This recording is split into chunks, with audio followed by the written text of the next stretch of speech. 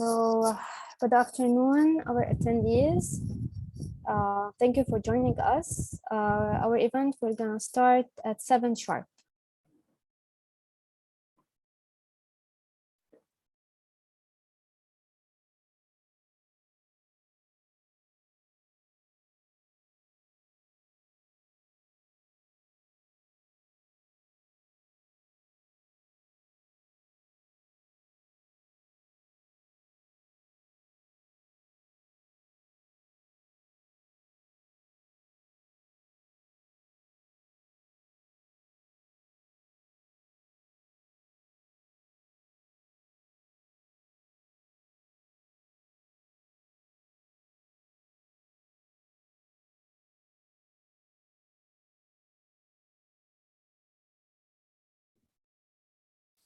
So we are welcoming our new coming attendees, and 1 minute to go before starting our event.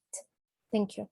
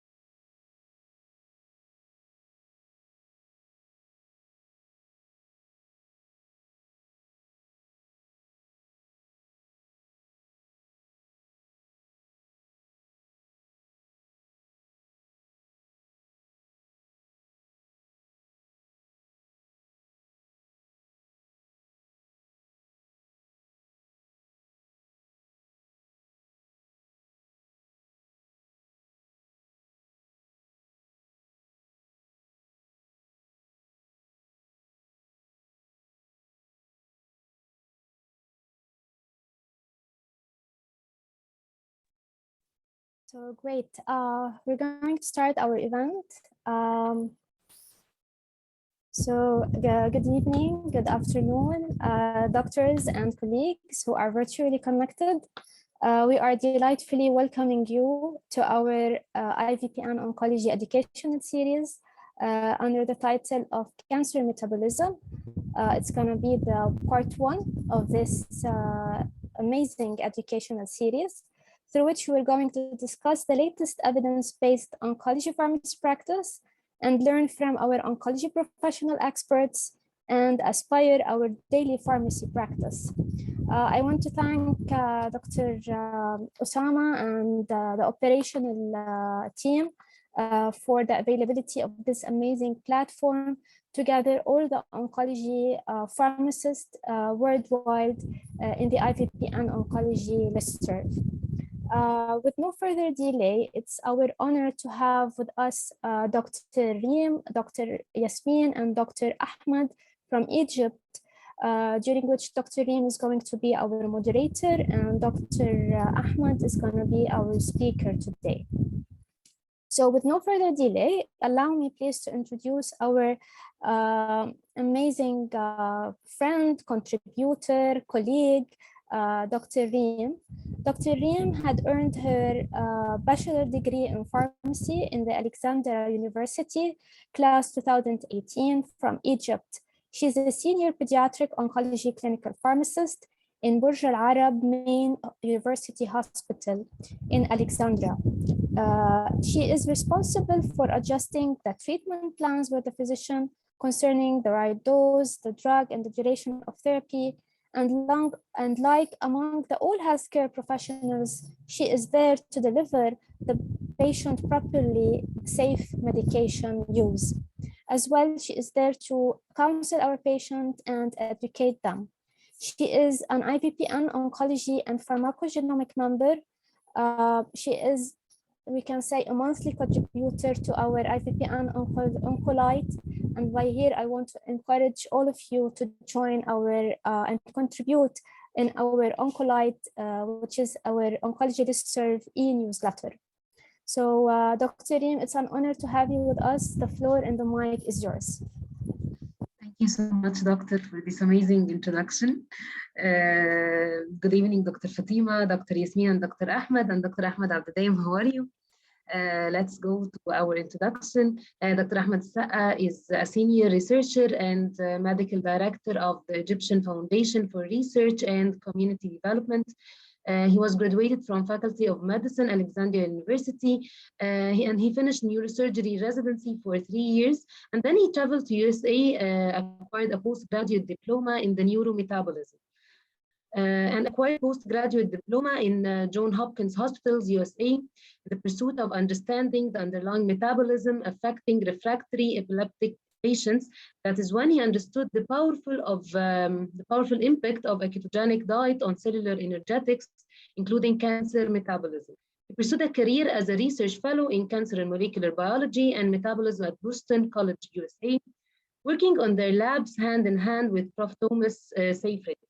They have co-authored multiple scientific papers together, and he did not stop there, but he wanted to know more about cancer at submolecular levels, so contributed to study and has finished a postgraduate diploma in clinical applied biochemistry from Harvard School of Medicine, USA, a postgraduate diploma in epigenetics and gene expression from Melbourne University, Australia, and finally, a postgraduate diploma of clinical nutrition and metabolism from National Nutritional Institute, Cairo, Egypt. Dr. Sa'a has finished his laser practice license certificate for use of class 3B and class 4 laser in photobiomodulation and photodynamic therapy and laser ablation. And now he is being the senior researcher and medical director of the Egyptian Foundation for Research and Community Development, applying his science in clinical metabolism, cancer metabolism, and cancer applied biochemistry, hoping to develop better outcomes for cancer patients using his methods to optimize conventional therapy provided to cancer patients and improving their outcomes and quality of life. And he is a member of Global Society Metabolic Therapy as a co-founder, Global Leadership Panel at Fight Cancer Global, and Egyptian Functional Medicine Association, and Egyptian Medical Society for Ozone Therapy and Complementary Medicine. Here is Dr. Ahmed with us today, and the floor is yours. Thank you so much. Thank you, everybody. Thank you, all the organizers today. I'm very happy to be with you guys. Special thanks to Dr. Yasmin Abdel Halim, my personal assistant, who is out here, will not be able to join today. Anyway, I will start my presentations today.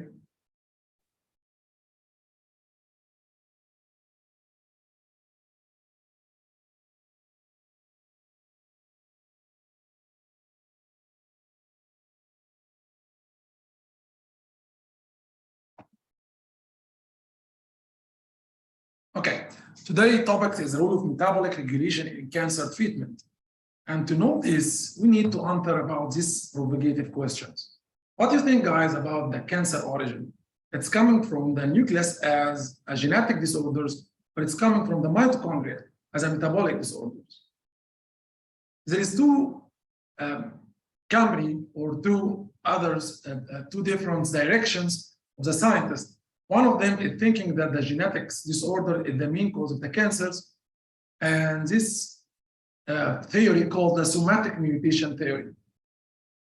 The somatic mutation theory, which means that every cancer cell have a mutation in both the tumor suppressor gene and oncogene.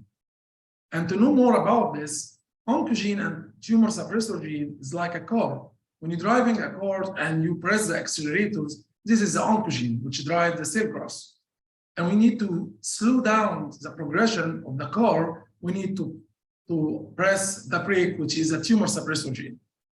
The cancer cells have a default in both accelerators and brakes, so it's sustained growth without stoppage.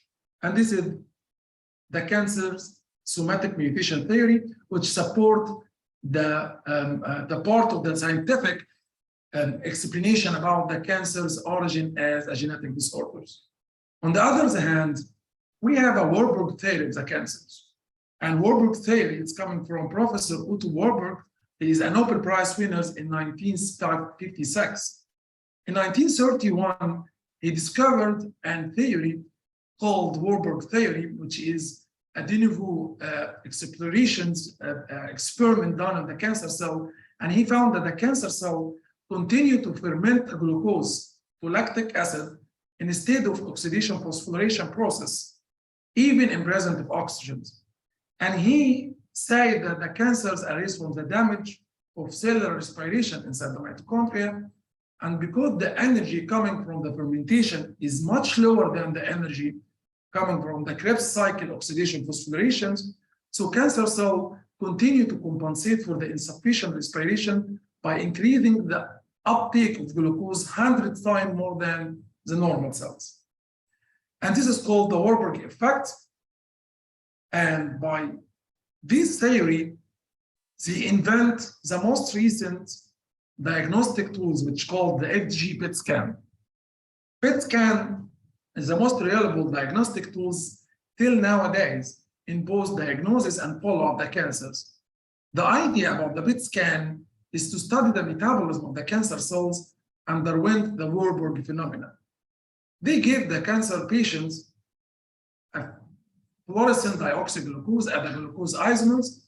Then after injection these materials, they take a CT scan of all body, and because of the Warburg phenomenon, say that the cancer cell increase the uptake of glucose. So as much glucose uptaken from the cell, it will be blowing up like this, which is called the Christmas tree appearance, and this is reflect the tumor's metabolism. Okay, so we have a multiple element under the list of the hallmark of the cancers, starting by continuous proliferation signaling to the evading of the growth suppressors resistant to the cell death, enabling an immortality of the cell and inducing angiogenesis or new blood vessels formations, and at the same time activation the invasion and metastasis. This 6 hallmark of the cancers was believed to be caused by the genomic instability. Then, after a while, there is 2 emerging hallmark has added to the list. One is the regrouping of the energy metabolism, which means the Warburg phenomena. The other one is the evading immune destructions. So the question now, is the genome instability causing all the hallmark of the cancers, including the Warburg phenomena, or the Warburg effect caused the genome instability from the first place, which turn lead to the rest of the hallmark?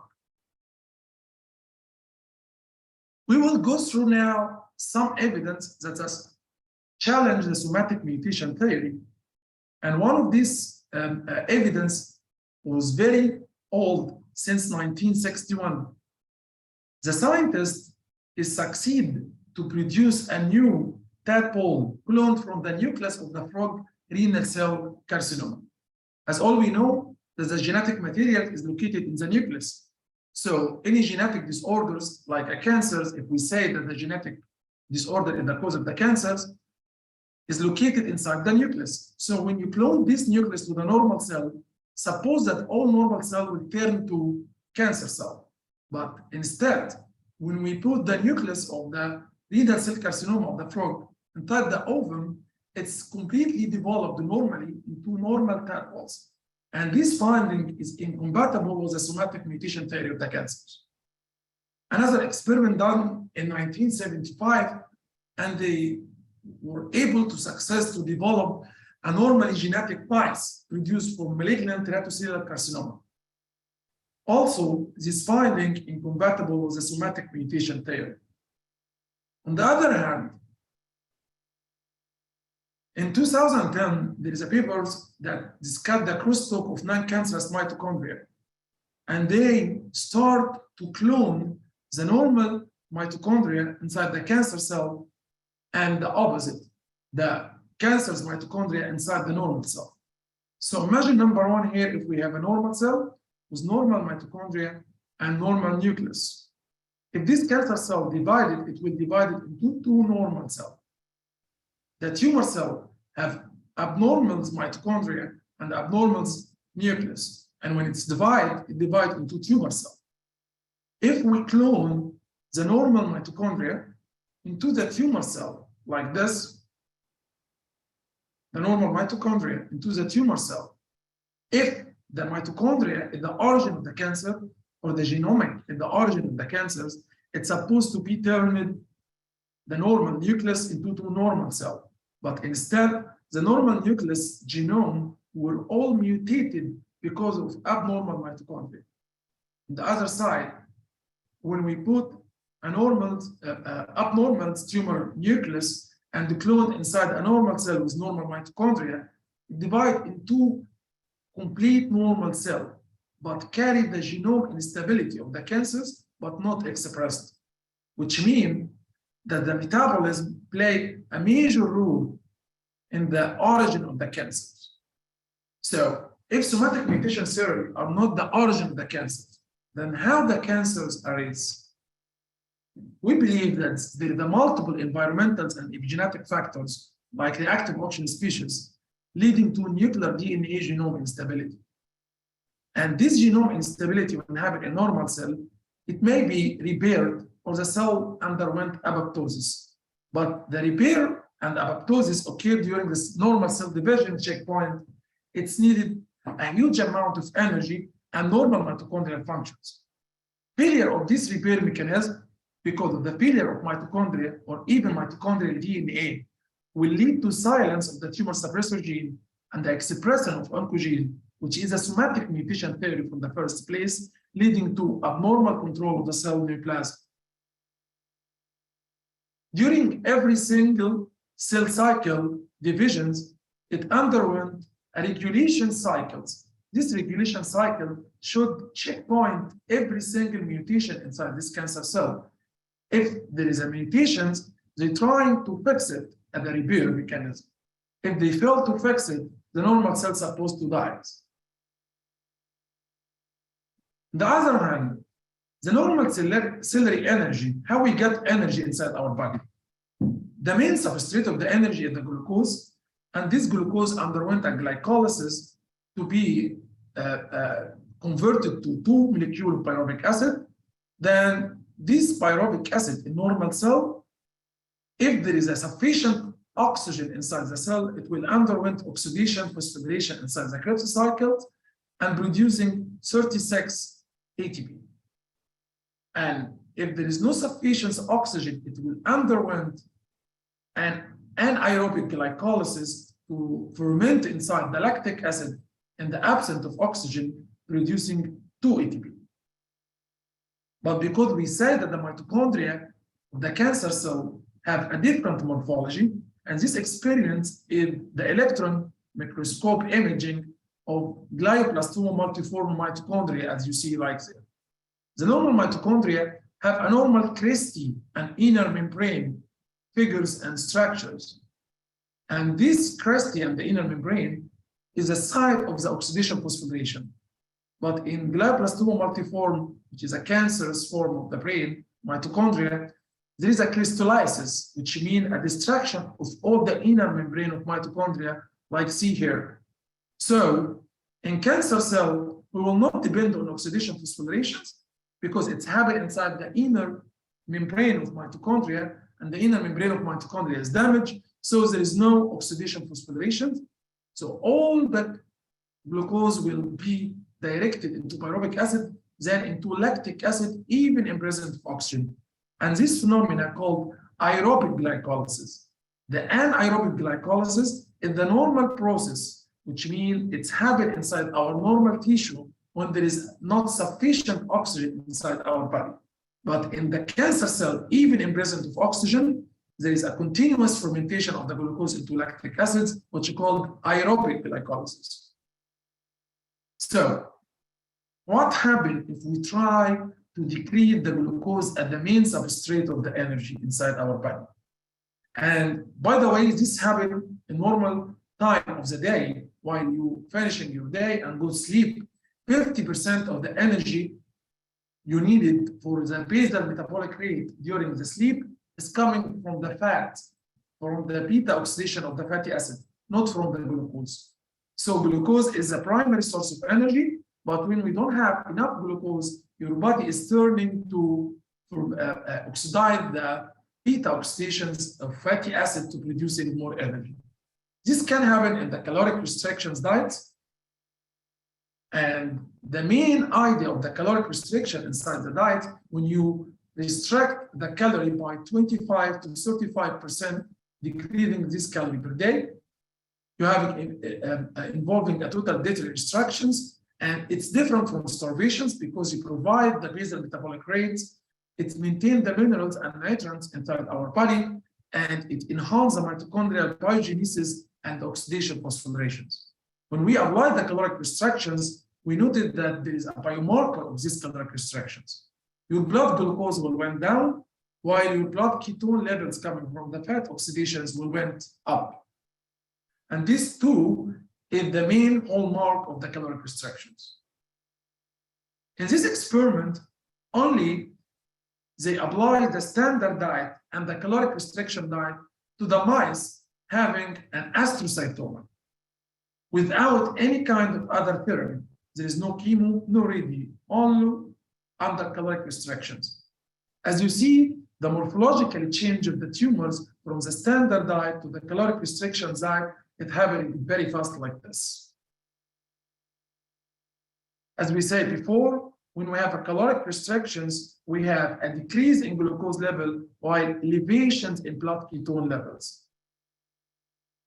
We found that the caloric restriction itself had anti-tumor effect in the form of anti-angiogenetics or anti-inflammatory or pro-apoptotic factors. It activates the pro-apoptotic factors. The histological difference under the caloric restrictions, they found that there is a huge decrease in angiogenetic vessels or the new blood vessels formations as shown in this slide. Also, it reduced the invasion of the cancer cell in the most aggressive brain tumor, we see the glioblastoma multiforme.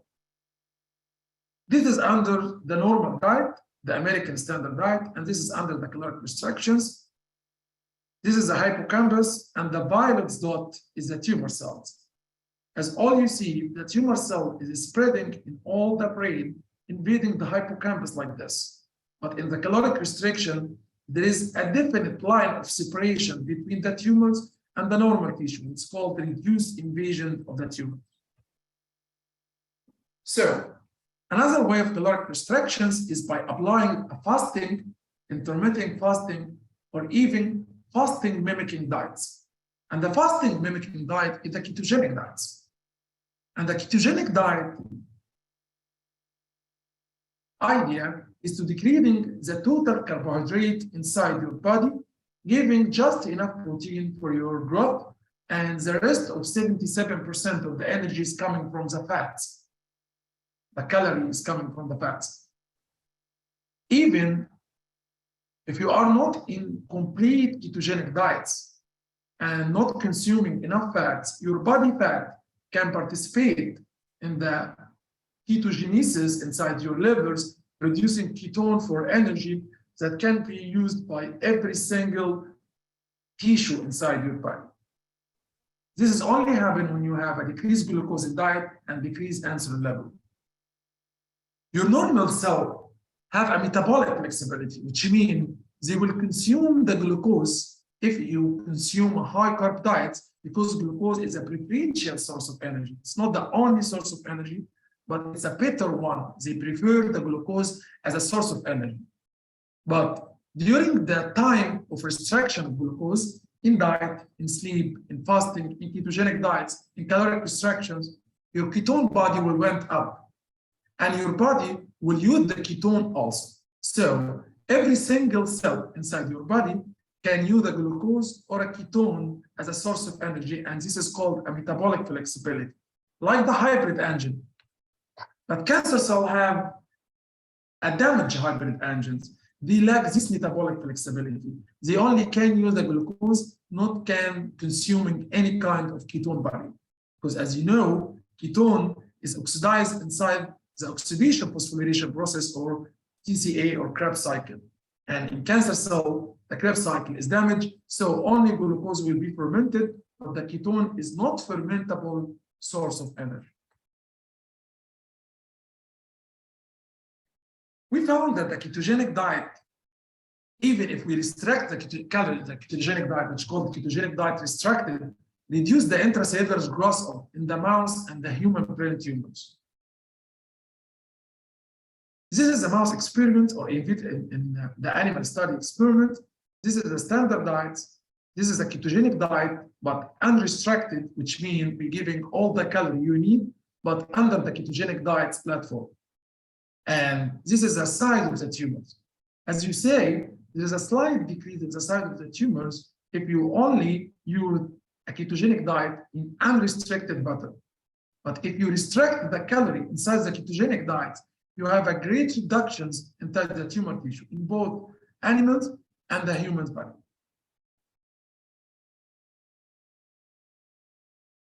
Ketogenic diet is not only affect the energetic pathway inside the tumor or how the tumor get the energy. It also can modify the chromatin structures inside our DNA. And they change the chromatin structures can cause the gene to be expressed or to be not expressed, which is called epigenetic modifications. So ketogenic diet can also regulate the gene expression by modifying these chromatin structures.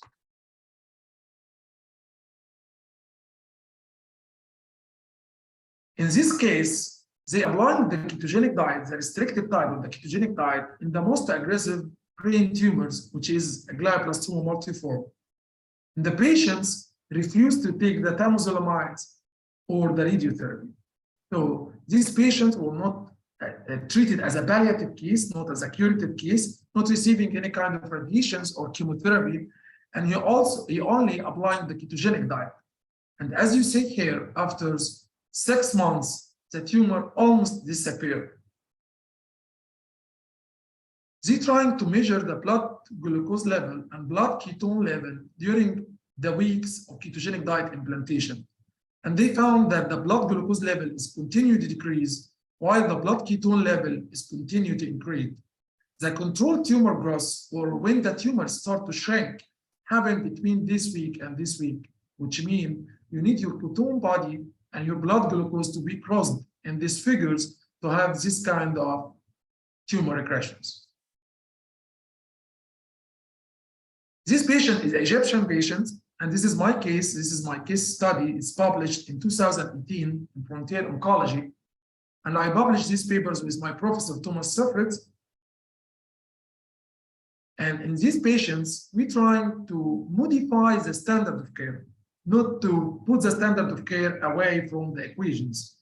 So we apply the surgery, we give the patient all his chance of the chemotherapy and the radiotherapy while applying our metabolic protocol at the same time. We start 2 weeks before surgery to apply the ketogenic diet. Then the surgery is done under ketosis or under the metabolic flexibility of the ketogenic diet. And we're trying to maintain the ketotic state during the anesthesia. Then after 2 weeks of the surgery, we start the restricted ketogenic diet along with the hyperbaric oxygen therapy, which is some type of oxidative stress to the tumor tissue. We'll explain it later in these lectures. So after 3 weeks, he starts his regular 9 months of temozolomide and radiations with the ketogenic diet restricted by 105,000 kcals per day. And we start to notice the result as follows. At the beginning, pre-investigationals or pre-treatments before the ketogenic diet or before the metabolic therapy, the tumor was this size. Then this is before the operations. It's shrinking already before the operations. Then every single month, as you see, okay, we have a great change in both tumor structures and tumor metabolism. And the tumor metabolism can be done by applying the magnetic resonance spectroscopy, which is some kind of radio imaging study that can indicate the tumor metabolism itself inside the cell. So, as we mentioned before, we have the energetic pathway, which is in the main of Warburg phenomena, and we have an oxidation balance inside our cancer cell that can be related to the metabolism as well. The redox balance in cancers, which mean the antioxidant defense mechanism of the cancer cells. The redox balance is the balance between the reactive oxygen species and the reductive stress, which is an antioxidant inside our body. The balance, which means if you have a mild level of reactive oxygen species, you will have a mild level of antioxidant to overcome the oxidation stress. As all we know that the normal cell will need a mild level of reactive oxygen species as a signaling molecules, and because of this, it's produced a mild antioxidant for balance this reactive oxygen species. The mitochondria is the main house that's responsible for the production of reactive oxygen species from the Krebs cycle, because it's the main house of oxygen. When you use a lot of oxygen, you use a lot of reactive oxygen species. So the mitochondria is the source of the reactive oxygen species inside our cell. Also, the electron transported chain inside our mitochondria is also the power horse of the antioxidant coming from the mitochondria, which is a superoxide dismutase, glutathione reductase, and peroxidase enzyme. So mitochondria can generate both the reactive oxygen species and the antioxidant. But in cancer cell, they choose to shut down the mitochondria because they need a moderate level of reactive oxygen species for the tumorigenesis. This moderate level of reactive oxygen species need a moderate level of antioxidant balance. The tumors shut down the mitochondria, so they're producing the antioxidant from the aerobic glycolysis. So first, Warburg believed that the Warburg phenomena is a damaged mitochondria as a disadvantage inside the cell that can cause the cancer. But we found that the damaged mitochondria is a privilege for the cancer cell because it's protect from increasing the reactive oxygen species to the severe form, which is the cytotoxic form. This severe form of reactive oxygen species, we needed to be obtained from the treatment like chemotherapeutic agents and radiotherapeutic agents. So in this diagram, we have 3 levels of reactive oxygen species: mild, moderate, and severe. The mild level is a cytostatic. The mild level is a cytostatic levels, which mean for normal mitochondrial function and normal signaling. But if we have a reactive oxygen species elevation inside the mitochondria without increase in antioxidant, we will turn on this reactive oxygen species and push it to the moderate amount of reactive oxygen species, which is called tumorigenic level. This tumorigenic level is responsible for the genome instability. Then when the cancers begin to develop, it stops the production of more reactive oxygen species to not pushing this level to the severe level, which is cytotoxic to both normal and to the cancer cell. The radiotherapy and the chemotherapy is somewhat trying to increasing the reactive oxygen species in the cancer cell to push the reactive oxygen species from this moderate level to cytotoxic levels that damage the cell.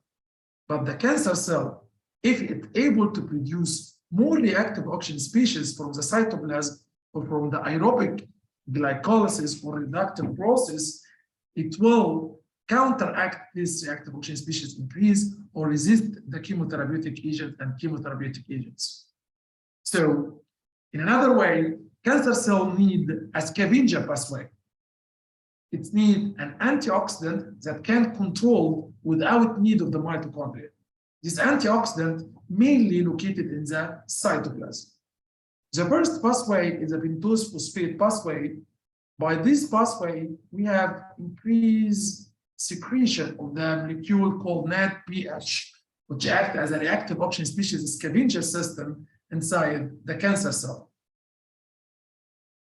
The cancer cell hypoxic metabolic pathway is choosing the hypoxia to be the main pattern of the metabolism inside her body, inside her cell.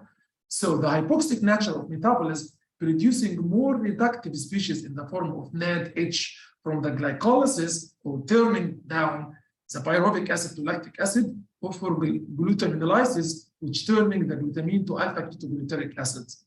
By this way, it's producing more NADH, also acting as a reactive oxygen species scavengers. The melavonate pathway of cholesterol synthesis also produce coenzyme Q10 as a cofactors for the peroxidase enzyme, which is the main antioxidant of the cancer cell. The glutathione is the main anti-cancers coming from the cancer cell, and it's producing because of metabolism of the cysteine amino acids. So cancer cell try to increase all this metabolic pathway, try to increase the phosphate pentose pathway, try to measure, to create a hypoxic nature inside the body, try to increase the melavonate pathway and cysteine metabolism pathways to increasing the reactive oxygen species scavenger systems or antioxidant defense mechanism that can keep the level of the reactive oxygen species into the moderate level which she like. So think as a tumors, if you wanted to define these tumors, you need to decrease the antioxidant capacity of the tumor, which is called the oxidative stress-based therapy. The oxidative stress-based therapy, some chemotherapeutic agents increasing the reactive oxygen species inside the cancer cell.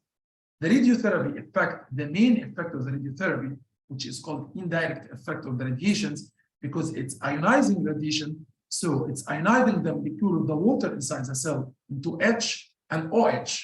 OH is a hydroxyl group, the major reactive oxygen species. So radiotherapy is one of the oxidative stress-based therapy. In metabolic therapy, other than the standard of cares, we have a multiple way to make oxidative stress inside the cancer cell. And to do this, we need to increase the reactive oxygen species and at the meantime, decreasing the antioxidant defense mechanism of the cancer cell. And to increasing the reactive oxygen species, there is a different way. One of them is a hyperbaric oxygen therapy we used in our cases of GBM patient, as I told you before the radiations. We gave the patient 3 weeks of the hyperbaric oxygen therapy. Ozone therapy also is some therapy that increases the reactive oxygen species in cancer cell. High dose vitamin T, methylene blue is one of the oxidized therapy. Proptosis protocol, it's a specific metabolic protocol. It's very new. It's discovered in 2010. And this protocol increasing the reactive oxygen species in the body. Photo and sonodynamic therapy is one way of the local therapy that can increasing the reactive oxygen species locally in the tumor cell, not in systemic of the body. Decreasing the antioxidant capacity of the cancers by using anti-metabolic pathway, as I told you in the slide before, that we have 4 different metabolic pathway in cancer cell. By this cancer cell can producing the reactive oxygen species scavenger or antioxidant. And to decreasing this antioxidant, we needed to shut down all these 4 metabolic pathway. Pentose phosphate pathway and glycolysis, using of glutamine and the glutaminolysis, cysteine metabolism, the melavonate pathway, and the glutathione production of the cysteine metabolism. All this can be suppressed by even specific kind of diets or suppressed by specific kind of drug or supplements. Hyperbaric oxygen therapy is a chambers like this, and we put the patient inside these chambers for 1 hour, 1 hour, or 1 hour 30 minutes. And to know the fact about the hyperbaric oxygen therapy, we need to know some information about the factor that affect the oxygenation inside our body or affect the concentration of oxygen intracellularly or inside our cell. There is 2 physical conditions that can affect the amount of oxygen inside your body: the atmospheric pressure and the percentage of the oxygen in the air. So under the normal condition, we are under a normal atmospheric pressures, or we have breathing oxygen at the level of 22% from the air contents. But in hyperbaric oxygen therapy, we're increasing the oxygen to 100% oxygen, not breathing air, breathing pure oxygen, under a high pressures. By these 2 physical conditions, we're increasing the amount of oxygen inside your body. In this experiment, they try to combine both the energetic stress in the form of ketogenic diet, restricted ketogenic diets, with the oxidative stress, which is the hyperbaric oxygen therapy. And they do this by feeding the mice a ketogenic diet alone or ketogenic diets under hyperbaric oxygen therapy sessions. This is a PET scan, as I told you, and the red spot is the most active part of the tumors, and the blue part is the least active part, but it's still tumors. As you see here in this mice, this is a control standard diet. We have a tumors like this. Under the ketogenic diet, it shrank. Under the hyperbaric oxygen therapy with the ketogenic diet, it's almost disappeared. Photodynamic therapy is a new techniques that used nowadays to induce a local oxidative stress inside your body. Hyperbaric oxygen, increasing the oxygen and the reactive oxygen species in all the body, from the head to the leg. So the normal cell will be under the hyperbaric oxygen therapy, and the cancer cell also will be under the hyperbaric oxygen therapy. But we have a local techniques. By these local techniques, we can increase the reactive oxygen species only inside the cancer cell. The photodynamic therapy is coming from the idea of the photosynthesis phenomena in the plant, which means that some dye or some molecule act as a photosynthesizer. The photosynthesizer, when they acquire light by specific wavelengths, they will be turning from the ground state to the excited state, which generate a single molecule of oxygen called oxygen atoms. This oxygen atom is the reactive oxygen species. In photodynamic therapy, we combined 3 non-toxic elements together in one place. And when they combine together, they turn from non-toxic phenomena to this severe and potent toxic form. The photosynthesizers and the amount of the light and the oxygen. The photosynthesizers, as I told you before, can be given in the nanoparticles form to be targeted only to the cancer cell. Then, when I give the photosynthesizers, I will wait for some time to the normal tissue to excrete these photosynthesizers and discharge this photosynthesizer throughout the body from the urine. But the cancer cell have a phenomena called the lymphatic sporid phenomena, which means they have a poor lymphatic drainage, and that's why they retain this dye or this photosynthesizer inside the cancer cell. After a while, I will put a specific amount of light by specific wavelengths that can excite these photosynthesizers and producing tissue oxygenations to produce free radicals singulate oxygen to cause cellular toxicity. Also, we can use the ultrasonic wave to stimulate the same photosynthesizers, and will give a more advantage over the lasers because ultrasound can be treated more deeper inside our body.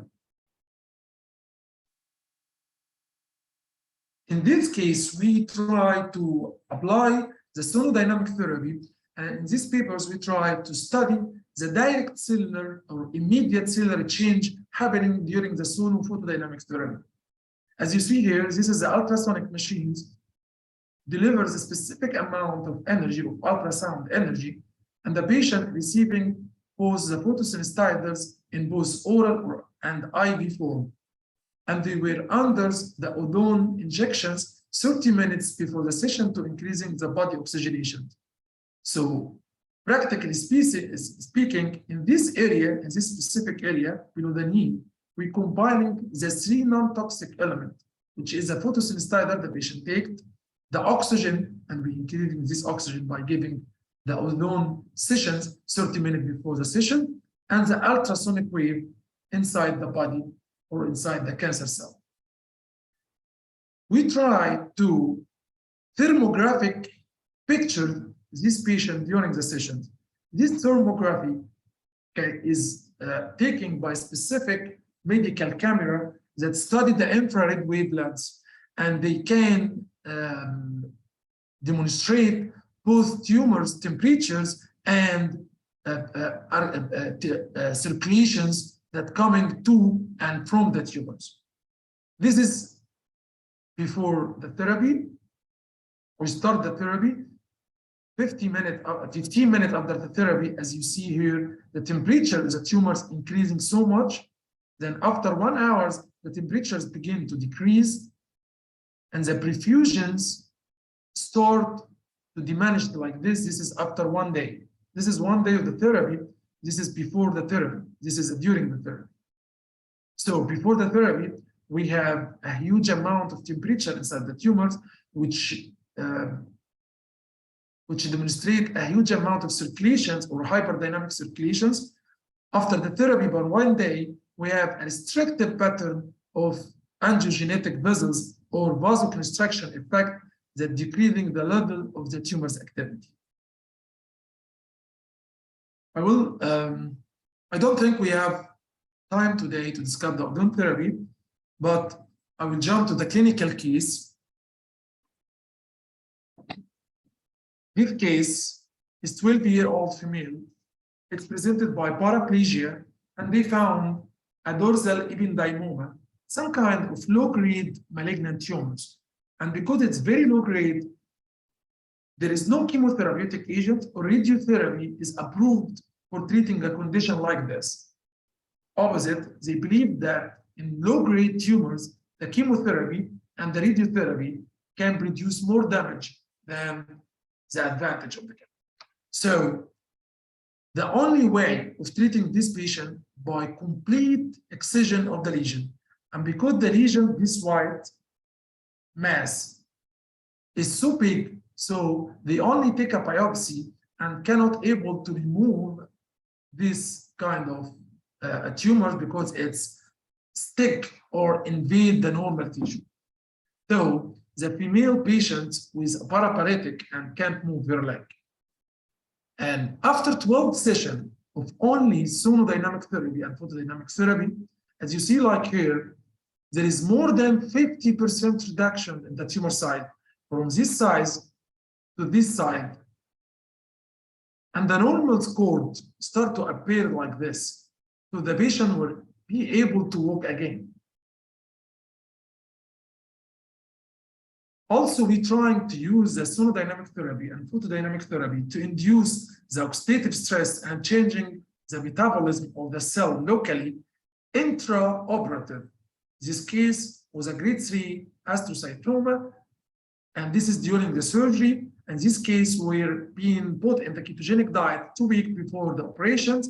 And during the operation, we used the oxidative therapy or local oxidative therapy and the later therapy. After resection of the tumors, they irradiated the cavity by both the ultraviolets and the red laser lights.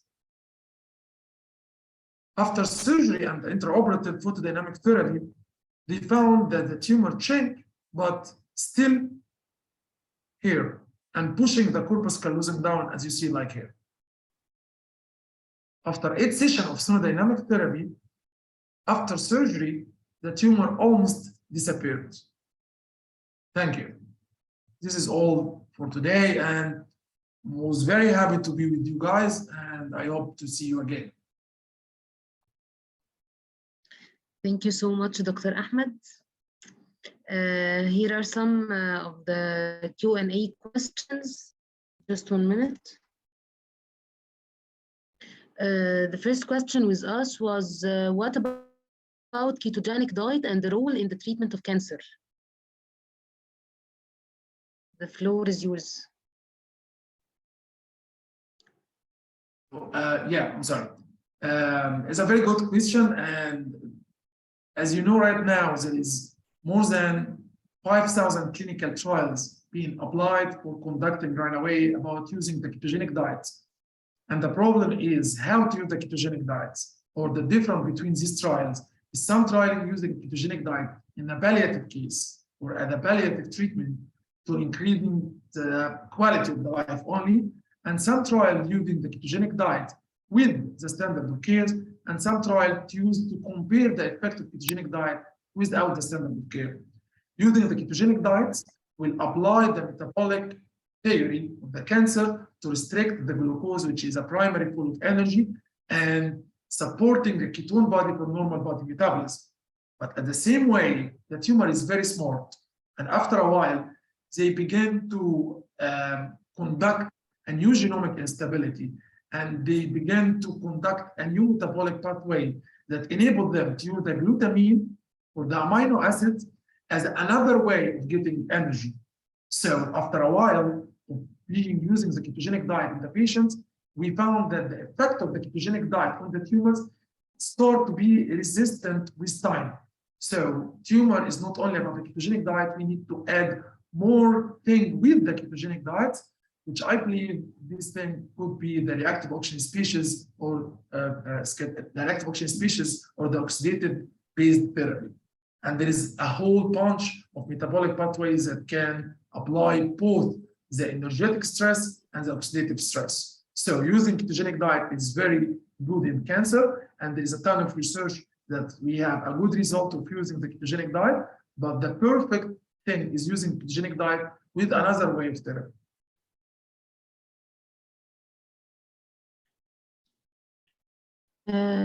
Okay, the second question with us is what is the role of the microbiome in the treatment of cancer?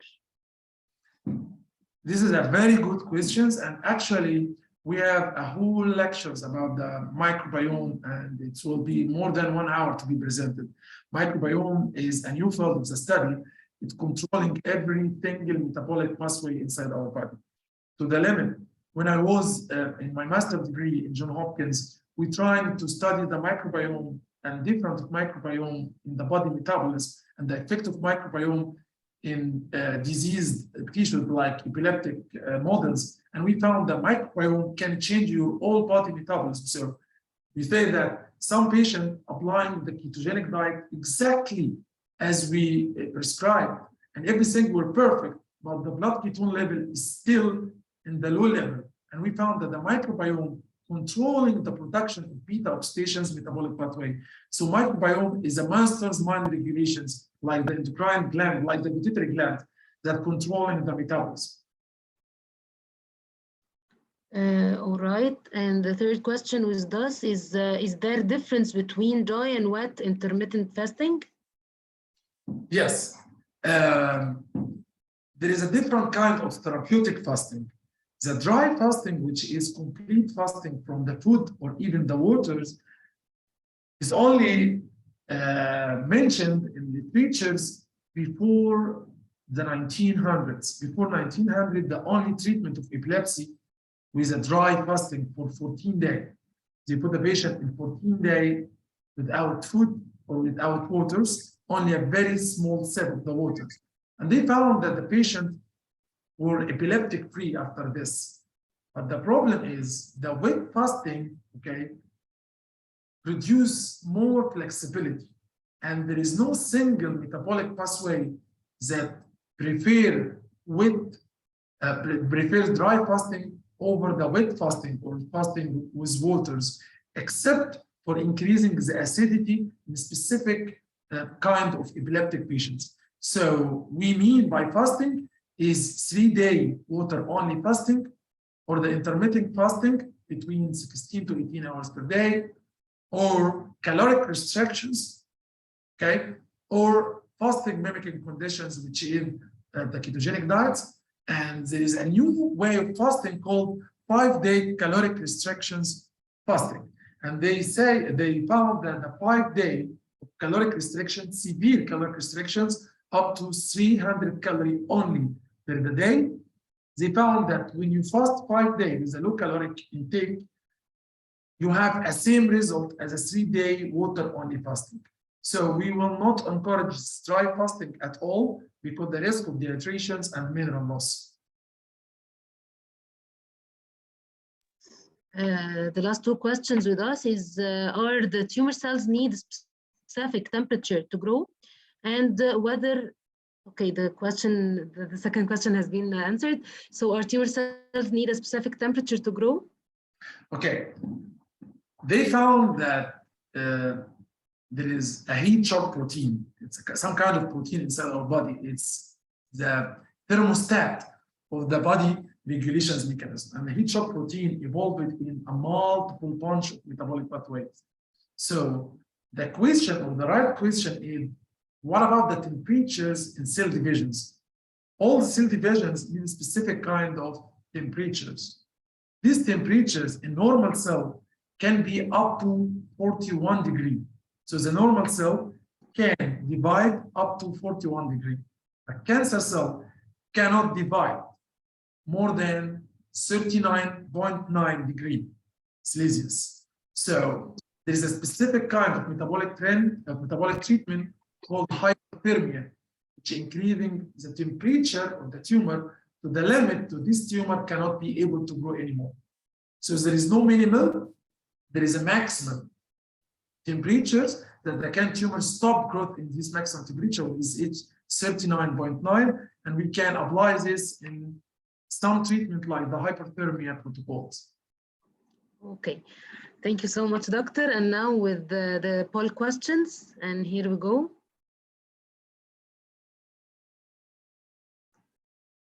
Question number 1 is calorie restriction enhances or diminishes or stabilizes the mitochondrial biogenesis and OXPHOS. And the second question is Warburg theory of cancer defined as aerobic glycolysis, anaerobic glycolysis, or fermentation. And the third question with us is ketogenic diet increases or decreases or maintains the glucose level. The fourth question is cancer cells need mild or moderate or high level of ROS for tumorigenesis.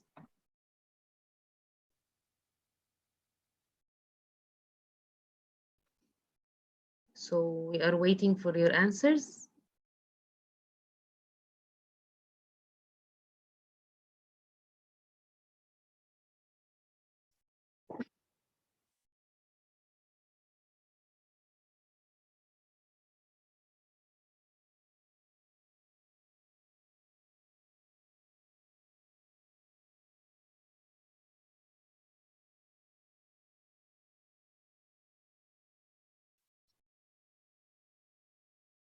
Question number 1, calorie restriction goes for enhances with 42%, enhances the mitochondrial biogenesis and oxphosphorylation. So would you like to discuss it with them, Dr. Ahmed? Yes, actually, yes. It's, yeah, okay, it's 42%, which is the majority of the audience choose the correct answers. Yes. The caloric restriction enhance the mitochondrial biogenesis to the limit that say that increasing the longevity. So nowadays, there's a trend called the longevity. When you fast, when you caloric restriction your diets, you're increasing your age, your longevity. Second question.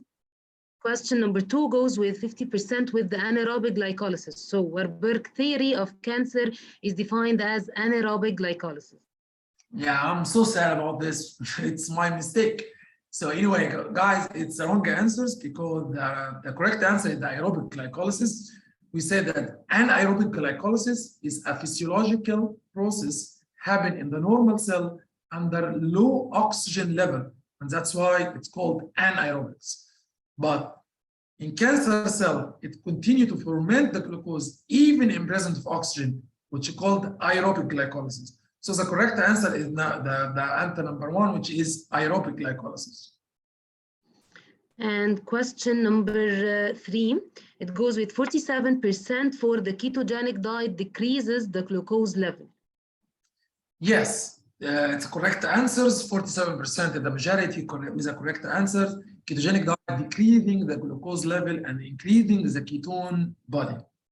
Yes, and question number 4 and the last question, cancer cells needs with 45% high level of ROS tumorigenesis. Actually, I'm disappointed again. It's my fault. The right answer is the moderate level. We say that there is 3 different kinds of levels, a mild, moderate, and severe. The middle zone, which is a moderate zone, is a preferable zone for the cancer biogenesis. So cancer need a moderate level of reactive oxygen species. The normal cell need a mild level to act as a signaling molecule and for the immunity. The cancer cell, a moderate level, need more than the mild to induce the oncogenesis or the genomic instability. And the treatment use the severe level to overcome the tumor. The severe level is cytotoxic to all kinds of tumor cells. Thank you so much, Dr. Ahmed, for this amazing lecture, and attendees is also thanking you as well. Thank you so much. Thank you, Dr. Reem. Thank you for everyone. Thank you so much, and waiting for the next lecture, inshallah. Inshallah. Thank you so much, Dr. Ahmed, for this amazing, fruitful, and comprehensive presentation about cancer metabolism. And we, of course, we're looking forward for part 2 to continue our learning experience in this amazing field in our cancer research. And I want to thank Dr. Reem for the moderation of our session, as well as Dr. Yasmin for being with us and sharing also her experience in this amazing field. Last but not least, I want to thank our leader, Dr. Usama Tabbara, for again the availability of this platform to gather the oncology pharmacists to share their experiences. And of course, not last and not least, our attendees who joined us today, and I'm sure they enjoyed the presentation. And please stay tuned for announcement of our part 2 of this educational series. And thank you again, Dr. Ahmed, Dr. Reem, Dr. Yasmin, and have a nice evening, everyone. Thank you so much. Thank you. Thank you so Thank much. you. Thank you. Thank Have a you. good day. Thank you.